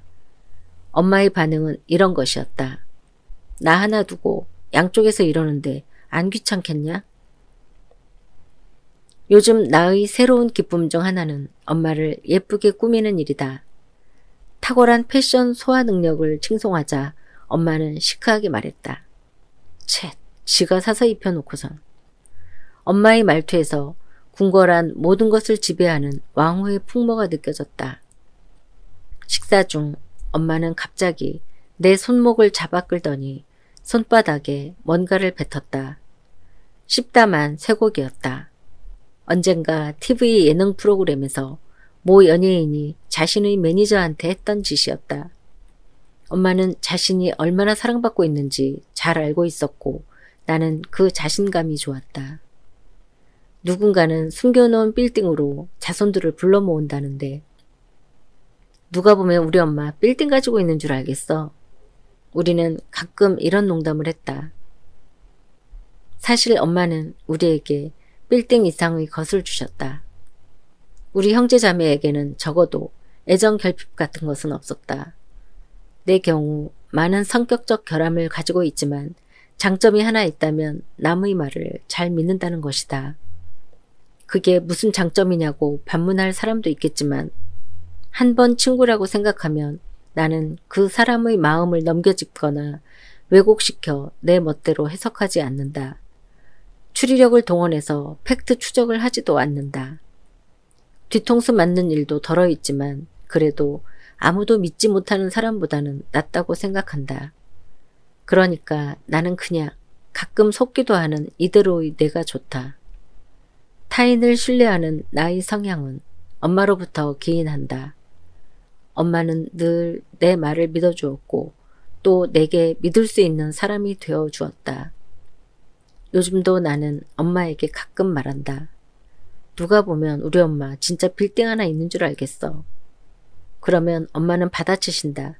내가 실은 빌딩 몇 개 숨겨놨거든. 요사이 엄마는 급격히 똑똑해지셨다. 엄마와 사랑에 빠지다 14화 우울한 엄마 엄마와의 14번째 이야기 글 스카치 낭독 우쿨렐레 에세이 퇴원 후 6개월쯤 지나자 엄마는 조금씩 다정해졌다. 말도 길어졌고 심지어 기분 좋을 때는 뽀뽀도 해주셨다. 내가 엄마 사랑해 하면 엄마도 엄마 사랑해 라고 했다. 내가 열나 사랑해 하면 엄마도 열나 사랑해 라고 했다. 내가 엑스나 사랑해 하면 엄마도 엑스나 사랑해 라고 했다. 우리의 대화를 듣고 있던 작은 언니는 크크 웃었고 조카는 할머니 이모가 욕했어 하고 일러 바쳤다. 그럼 나는 조카를 째려보며 말했다. 간신. 한 번은 화장실 쪽에서 나를 찾는 소리가 들렸다. 누군가 엄마를 변기에 앉혀놓은 채 자기 볼일을 보러 간 모양이다. 엄마의 용변 시간은 엽기적으로 길어서 계속 옆에 앉아 기다리기는 힘들었다. 엄마는 천진한 얼굴로 말했다. 막내야 사랑한다. 나 좀 내 자리에 데려다 달라. 이후 우리 집에서는 달라채가 유행했다. 말끝마다 달라를 붙이는 건데 이를테면 이런 것이다. 나랑 놀아달라. 와서 안아달라. 손을 잡아달라. 이때까지는 모든 게 순조로워 보였다. 우리는 오랫동안 생협에서 식재료를 공급받아 왔다. 지금은 내가 하고 있지만 뇌출혈 전 전화 주문은 전적으로 엄마 몫이었다. 늘 친절했던 담당 직원분이 분만 휴가를 가게 되었는데 용케 그녀를 기억해낸 엄마는 순진한 얼굴로 말했다. 아이 낳고 우리 만나요. 나도 그 사이에 다 나을 테니. 아름다운 대화였다. 그 말대로 된다면 더 바랄 게 없겠지만 1년 후 엄마가 그분을 기억할 수나 있을지 그마저 의심스러웠다. 저녁에는 휠체어가 도착했다. 이미 실내용 휠체어를 사용하고 있지만 외출용을 하나 더 주문한 것이다. 새 차 생겼다고 좋아하실 줄 알았던 엄마는 황당하다는 듯 나를 쳐다보았다. 그럼 난 언제 걸어다녀? 이제 곧 걸어다닐 건데 왜 이딴 걸 샀냐고 따지시는 것이다. 잠시 머뭇거렸다. 엄마의 자신감은 높이 사지만 언제까지 희망적인 말만 해줄 순 없었다. 그렇다고 엄마가 다시 걷는 일 같은 건 없다고 잘라 말해줄 수도 없었다. 며칠 후였다. 외출하고 집에 돌아와 보니 거실이 시끄러웠다. 나는 엄마에게 뭘 그렇게 열심히 찾고 있냐고 물었고 엄마는 짧게 대답했다. 2만 원. 그러자 조카가 소리를 질렀다. 할머니 꿈꾼 거라니까. 나랑 엄마가 구석구석 찾아봤잖아. 나는 얼른 내 방에 가서 지폐 2장을 꺼내왔다. 이어 화장대 아래를 꼼꼼하게 검토하지 않은 언니를 탓하며 엄마 손에 2만 원을 쥐어주었다. 이로써 사건은 일단락되었다.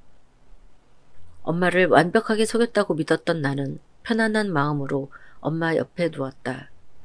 저녁 인사를 하고 잠을 청하려는데 엄마가 들릴 듯 말 듯한 목소리로 말했다. 죽고 싶어. 내 귀를 의심했다. 나름 마음을 추스른 나는 엄마에게 물었다. 친절한 말투였지만 내용은 바보 같았다. 엄마, 왜 그런 생각을 했어? 기억을 더듬어 보니 엄마는 요 며칠 행복하다는 말을 하지 않았다. 어제는 엄마 행복해?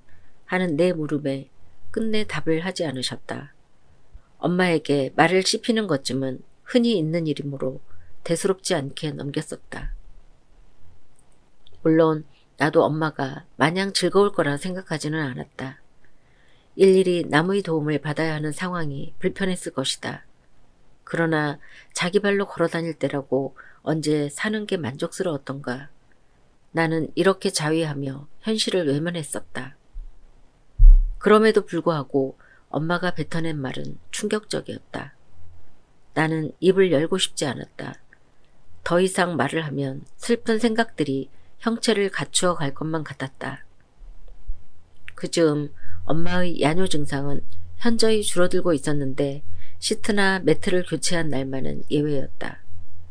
팬티형 기저귀를 하고 계시지만 소변이 밖으로 새어나갔다.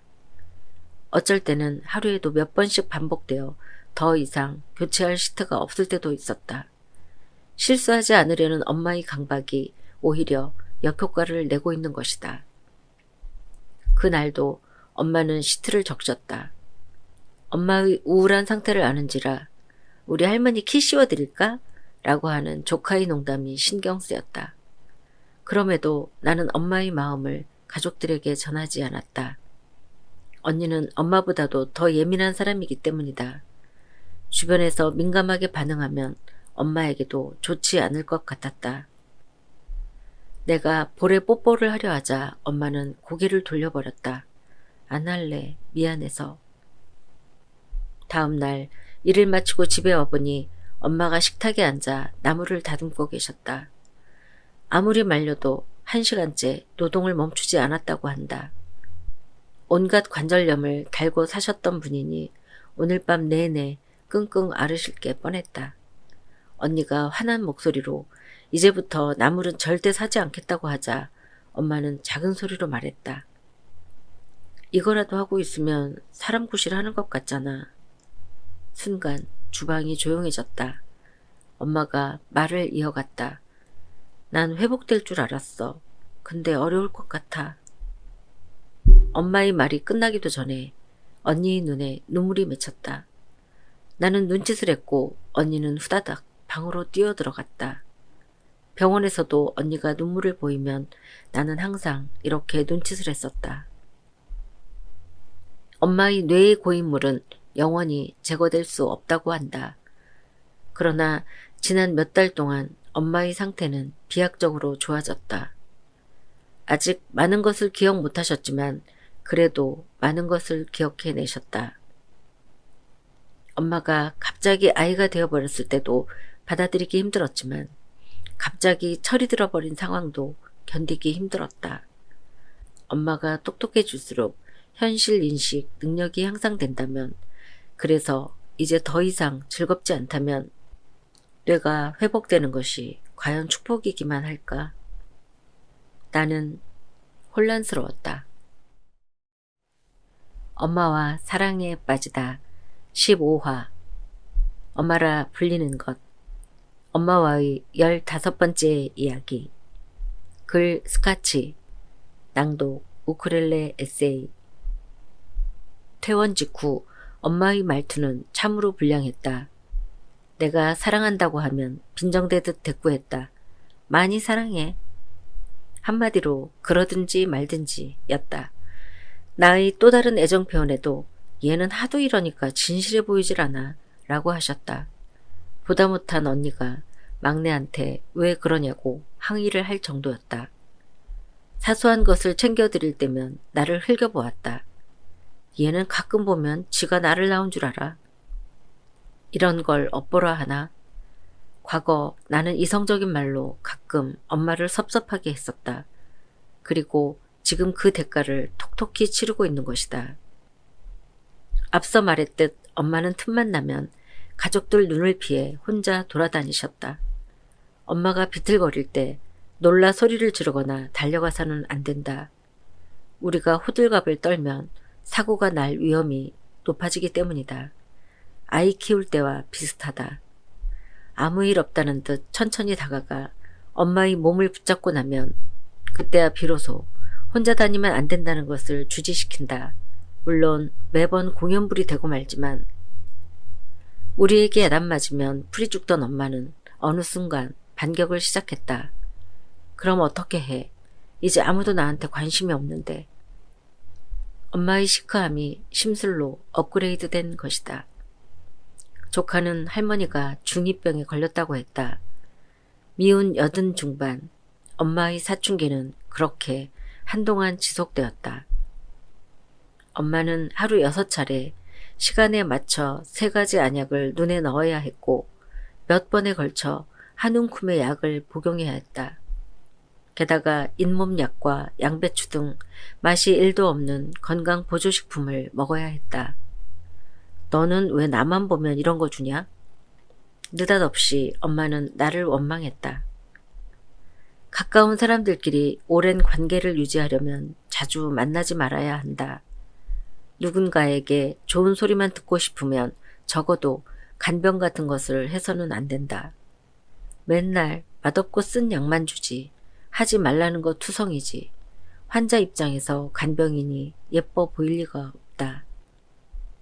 얼마간 지속된 엄마의 심술은 집착으로 진화했다. 정말이지 엄마는 나를 꼼짝도 못하게 했다. 일하러 나가는 나에게 엄마는 늘 귀가 시간을 물었다. 내가 대답을 하면 그 자리에서 바로 손가락을 꼽았다. 1, 2, 3, 4, 5. 그리고 야무지게 말했다. 5시간 남았다. 이어 아무리 바쁘다고 호소해도 엄마는 나무늘보의 속도로 일어나 손수 나를 배웅했다. 귀갓길에는 엄마의 전화를 받아야 했다. 엄마는 나를 마중 나오겠다고 했다. 내가 어떻게 올 거냐고 물으면 대갈대갈 굴러서 가겠다고. 나의 부재를 가장 힘들어하는 시간은 역시 밤이었다. 엄마는 저녁 내내 시계만 뚫어지게 쳐다보신다고 한다. 내가 들어오면 긴장이 풀린 엄마는 밤새 끙끙 앓으셨다. 심지어 열이 나서 의식을 잃으신 적도 있었다. 나는 특별한 일이 아니면 밤 외출을 자제한다. 밖에 있으면 마음이 편치 않아서지만 실은 그보다 더 큰 이유가 있다. 나도 엄마랑 같이 지내는 시간이 제일 즐겁기 때문이다. 한참 내게 틱틱댈 때도 솔직히 나는 엄마를 원망해 본 적이 없었다. 뇌출혈 이후 엄마는 나를 대놓고 엄마라 불렀다. 상태가 좋아진 지금은 돌려서 말하곤 한다. 그러게 엄마가 하라는 대로 할걸. 내가 엄마 말을 안 들어서. 나도 엄마가 좋아. 이런 식으로. 병원에 계실 때 엄마는 나를 못 알아보신 적이 많았다. 오히려 다른 식구들보다 그 횟수가 잦았던 것 같다. 그렇게 모든 걸 헷갈려 하셔도 그래도 나 외의 다른 사람을 엄마라고 부른 적은 정말이지 단 한 번도 없었다. 나를 엄마라 여기는 엄마를 내가 어찌 단 한순간이라도 원망할 수 있겠는가. 엄마가 콧물을 흘리자 조카가 놀리기 시작했다. 자기도 독감 걸렸을 때 할머니한테 옮을까봐 자가격리했다며 할머니도 이모랑 떨어져 지내야 된다고. 그러자 좀 전까지 휴지를 찾던 엄마는 단호하게 말했다. 나 감기 아니야.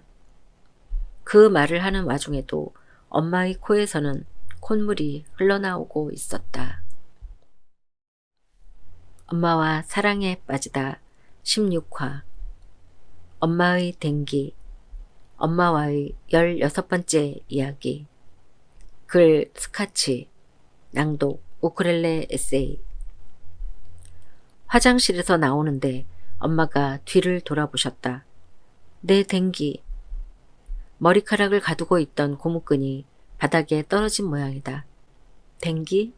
고운 표현이긴 하지만 좀 의아했다. 이전에 엄마가 한 번도 사용한 적이 없는 단어였기 때문이다. 아마도 엄마 나이 17에 돌아가신 외할머니가 쓰셨던 단어인 듯 싶다. 엄마의 어린 시절 이야기는 언제나 재미있다.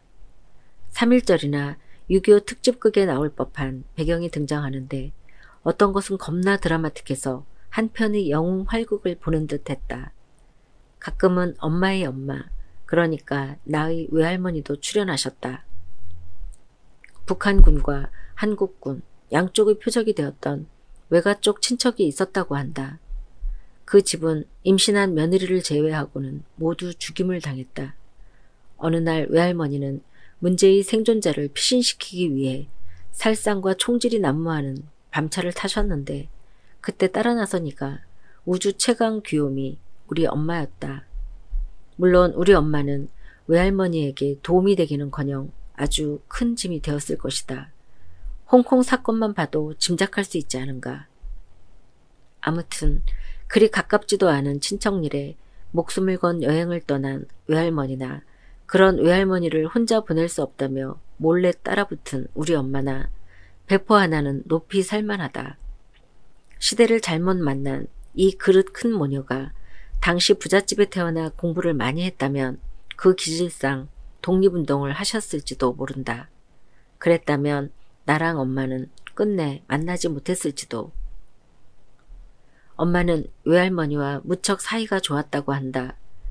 돌아가실 때 외할머니는 삼촌들을 모아놓고 화순이에게 잘하라고 하셨다니 그 우애를 짐작할 만하다. 화순이는 집에서 부르던 엄마 이름이다. 엄마 위로 언니도 있었고 밑으로 남동생이 있음에도 외할머니는 엄마를 유독 아끼셨나 보다. 나는 유언을 좋아하지 않고 앞으로 유언 같은 것을 할 생각도 없다. 살면서 본의 아니게 잔소리를 하게 되는데 죽어가면서까지 누군가에게 비록 덕담일지라도 부담을 주기 싫어서다. 옛날 중국 영화를 보면 자식에게 자신의 원수를 갚아달라는 말을 남기며 눈을 감는 부모가 나온다. 이 사람 진짜 부모 맞아? 죽음을 앞두고 머리가 어떻게 된 게 아니고서야 자식한테 그렇게 큰 숙제를 주다니. 이렇듯 반감을 가지고 있음에도 외할머니의 유언은 마음에 든다. 일단 그 내용이 허무맹랑하지 않다. 그리고 무엇보다 짧아서 좋다. 어쩐지 외할머니는 우리 엄마처럼 아주 귀여운 분이셨던 것 같다. 외할머니 얘기를 할 때 엄마는 신나 보인다. 내가 남들한테 엄마 얘기를 할 때처럼 말이다. 엄마와 사랑에 빠지다 17화. 가끔은 좋은 날. 엄마와의 17번째 이야기. 글 스카치. 낭독 우쿨렐레 에세이. 매일 아침 엄마는 미지근한 물을 가져다 주셨다. 나는 고마운 마음에 방긋 웃곤 했는데 엄마는 그 미소를 참 좋아하셨다. 물을 다 마신 나는 다시 눈을 감았다. 부엌 쪽에서 자박자박 엄마 발걸음 소리가 들려왔다. 가끔 까먹는데 엄마도 이렇게 혼자 걸을 수 있었던 시절이 있었다. 이제는 내가 아침마다 물과 약을 챙긴다. 엄마는 안 먹겠다고 버티기도 하고 춥다며 일어나기를 거부하기도 한다. 예전에 엄마는 가끔 내게 짜증을 내셨다. 시작은 달랐지만 마무리는 언제나 같았다. 내가 살면 얼마나 살겠어. 앞으로 10년을 살지 20년을 살지 누가 알아. 되는 일도 없고 그만큼 생각도 많았던 시절이었다. 엄마의 반복되는 레퍼토리에 짜증이 난 데다 하필이면 그날따라 컨디션도 좋지 않았다. 그 바람에 나는 드라마 같은 대사를 치고 말았다. 엄만 얼마나 살지 그게 두렵겠지만 나는 앞으로 내가 살아가야 할 10년, 20년, 그 이상의 시간들이 너무 무서워. 지금 생각해보면 너무 비장해서 실소가 나올 지경이지만 당시 엄마의 입을 막는 데는 성공했다. 나의 서늘한 기에 눌리셨는지 엄마는 2번 다시 삶과 죽음 같은 거창한 얘기를 입에 올리지 않으셨다. 10년이 지나고 20년이 지나고 그 이상의 시간들이 흘렀다. 기특하게도 엄마는 생각보다 무지 오래 살고 계신다. 힘들 때는 편의점 앞에 서 있었던 그 나를 생각한다. 병원과 집 사이에 편의점이 있었는데 마침 1+1 초콜릿 세일 행사가 있었다. 엄마가 즐겨 드시는 바삭한 와퍼가 들어있는 초콜릿도 포함되어 있었다. 반가워서 가게 문을 열다가 순간 멈칫했다. 어쩐지 사서는 안 될 것 같았다. 잔머리를 굴리면 벌을 받을 것 같았고 그래서 다신 엄마가 이 초콜릿을 먹지 못하게 될 것만 같았다. 논리적으로 설명할 순 없지만 그땐 그런 기분이 들었다. 퇴원 후 식성이 변해버린 엄마는 더 이상 초콜릿을 드시지 않았다. 그리고 지금까지 우리는 거의 3년을 함께하고 있다. 그렇다고 극심한 육체적 고통을 견디면서까지 살아계시길 바란 적은 없다. 나는 삶의 질을 중시하는 쪽이라서 무리해서 붙들고 있는 것은 살아남은 자들의 욕심이라 생각한다. 게다가 나는 병실에서 기저귀를 갈 때마다 비명을 지르시던 엄마의 모습을 기억하고 있는 것이다. 내 꿈은 그저 엄마가 고통 없이 가시는 거다. 어느 날 내 옆에서 내 몸 어딘가에 손을 얹고 편하게 가셨으면 한다. 유언 같은 거 할 틈도 없이 편안하게. 앞으로 나쁜 일이 많을 것이다. 가슴이 철렁 내려앉을 일도 있을 것이다. 미치도록 괴롭고 힘든 일투성이겠지만 하지만 가끔은 좋은 일도 있을 것이다. 그리고 아주 드물게는 조금 행복하다고 느낄지도. 그러고 보니 요즘 우리는 자주 웃는다. 힙합 오디션 프로그램의 새로운 시즌이 시작되었기 때문이다. 천천히 둘러보면 세상에는 웃을 일들이 꽤 많다. 엄마와 사랑에 빠지다 18화. 엄마의 노래, 엄마와의 18번째 이야기. 글 스카치, 낭독 우쿨렐레 에세이. 나는 체온계를 믿지 않는다. 유명회사 제품들을 두루 써봤지만 오류투성이었다. 그래서 엄마의 상태를 정확하게 체크하고 싶을 때 나는 엄마에게 이 노래를 불러준다. 어머니, 어머니, 우리 어머니, 나와 내 동생 낳아주시고 사랑과 수고로 길러주시네.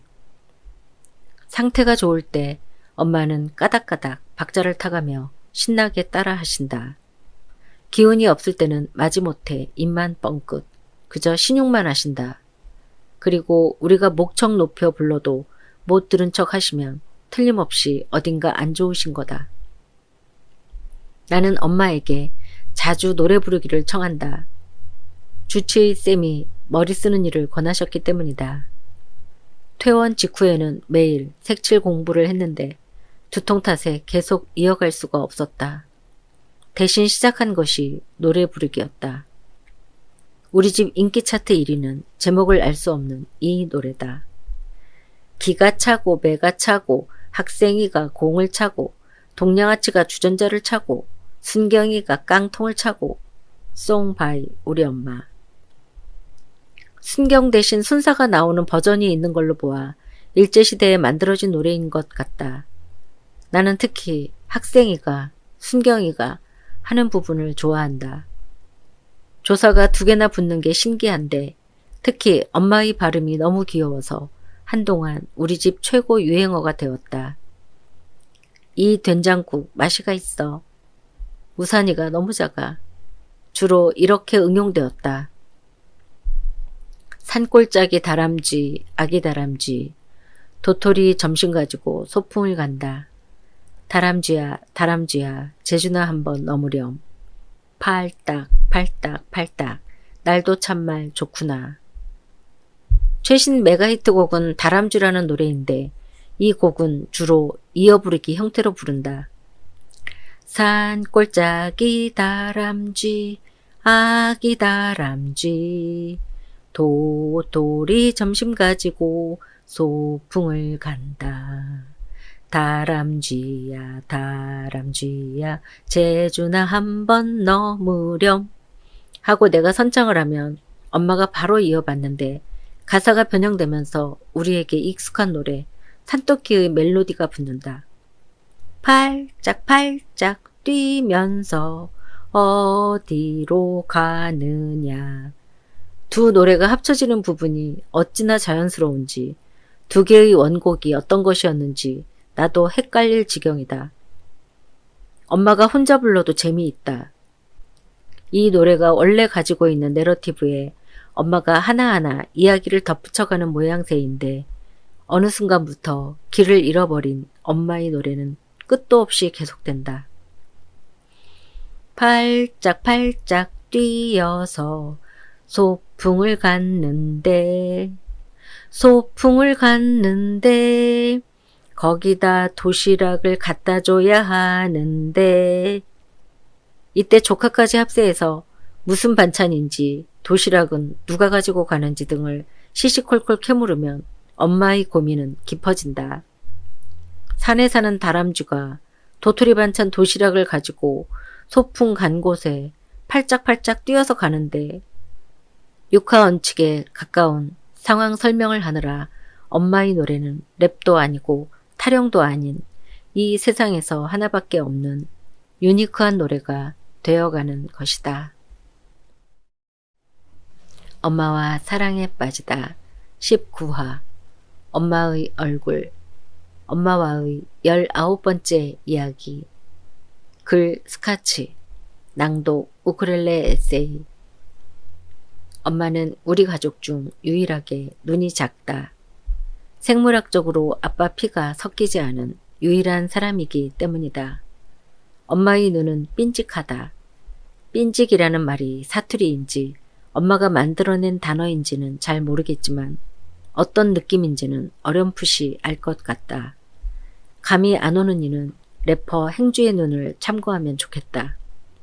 엄마는 자신이 애정하는 래퍼 중 하나인 행주를 삔직이라 부른다. 눈 다음 코 얘기를 하자면 나는 자주 엄마의 콧구멍을 두고 장난을 친다. 말로 약을 올리기도 하고 손가락을 집어넣어 보기도 한다. 일찍이 나는 우마 서머를 제외하고 우리 엄마처럼 콧구멍이 큰 사람을 본 적이 없다. 노력하면 500원짜리 동전도 들어갈 것만 같다. 마지막으로 입. 엄마는 입이 참 예쁘다. 모양은 꽃잎 같고 색도 곱다. 여간에서 표피가 벗겨지지도 않는다. 처음 틀니를 뺐을 때 할머니가 된 엄마의 모습에 충격을 받았었다. 그런데 엄마 얼굴이 틀니에 맞게 자리를 잡은 건지 보는 우리 눈이 적응을 한 건지 모르겠지만 이제 우리 가족들은 모두 틀니를 뺀 엄마 얼굴을 더 좋아한다. 엄마 입이 하트 모양이 되기 때문이다. 환하게 웃을수록 엄마의 하트는 커져만 간다. 사랑에 빠지면 눈에 뭐가 쉰다고 한다. 나는 요즘 나의 작은 콧구멍이 답답해 보인다. 커다랗고 투명한 셀럽의 눈을 보면 뭔가 야무지지 못한 느낌이 든다. 정말이지 나의 아름다움의 기준은 엉망이 되어버렸다. 엄마 표현을 빌자면 내 취향은 진짜 엉터리 방터리다.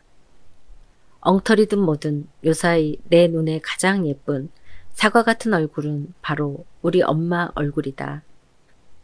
사과 같은 엄마 얼굴 예쁘기도 하지요. 눈은 빈직, 코는 벌렁, 입은 하트 하트.